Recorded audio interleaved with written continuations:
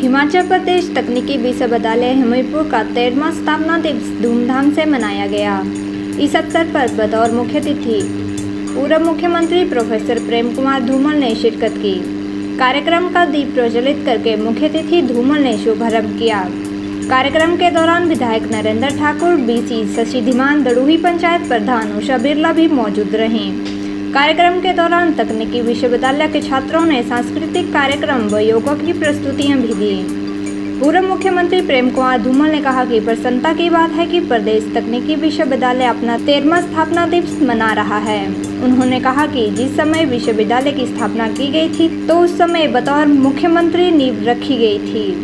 उन्होंने कहा कि तकनीकी विश्वविद्यालय के अध्यापन का काम भी किया जा रहा है, जिसमें 8 विषयों में छात्राओं को शिक्षा दी जा रही है।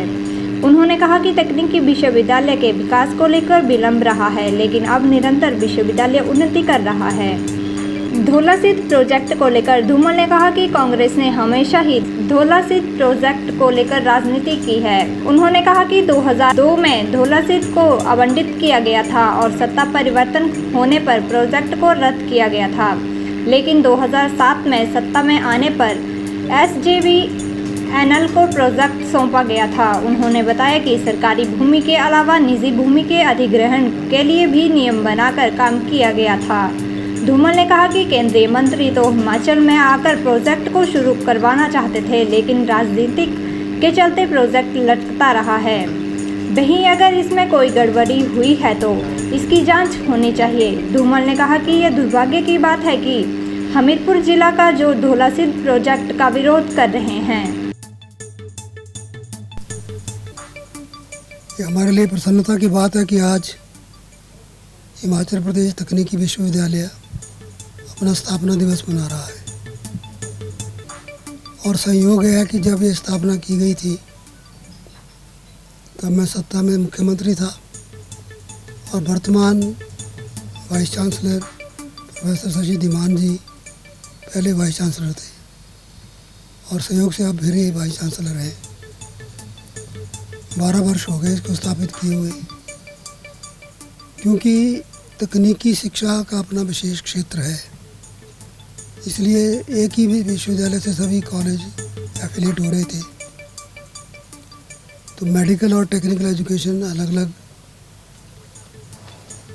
संस्थाओं के साथ जुड़े, इसलिए इस विश्वविद्यालय की स्थापना की गई थी। प्रारंभ में सिर्फ एफिलिएशन का काम इस विश्वविद्यालय ने शुरू किया, लेकिन अब इस बात की प्रसन्नता है कि यहाँ टीचिंग का काम भी शुरू हो गया है। लगभग 8 सब्जेक्ट्स में टीचिंग का काम प्रारंभ हुआ है। मुझे विश्वास है आने वाले दिनों में ये विश्वविद्यालय बहुत प्रगति करेगा। बीच में कुछ वर्षों में इसके विकास को रोकने का प्रयास हुआ, किन्हीं कारणों से अब वो कारण समाप्त हुए हैं। तो निश्चित तौर पर विश्वविद्यालय बहुत प्रगति करेगा और हमारे छात्र तकनीकी शिक्षा यहाँ से प्राप्त करके जीवन के क्षेत्र में देश प्रदेश और अपना नाम ऊंचा करेंगे, संस्थान का नाम ऊंचा करेंगे और अंतर्राष्ट्रीय स्तर पर छवि उनकी अच्छी बनेगी। और इस इंस्टीट्यूट का भी और यहाँ से शिक्षा प्राप्त की तो इसके साथ साथ योगदान भारत का जो विश्व को तकनीकी शिक्षा देने में होगा वो बहुत महत्वपूर्ण रहेगा। भारत को अगर विश्व गुरु बनना है तो तकनीकी संस्थानों से निकले हुए विद्यार्थी ही आईटी के क्षेत्र में बहुत बड़ा योगदान देंगे। कांग्रेस ने हमेशा ही कोशिश की कि धौलासिद्ध प्रोजेक्ट ना बने। जब हम सत्ता में थे तो हमने एक सर्वे करवाया था कि अगर पंडोह से ऊपर बिजली बन सकती है, पंडोह से नीचे ब्यास पर कोई बिजली का उत्पादन क्यों नहीं होता।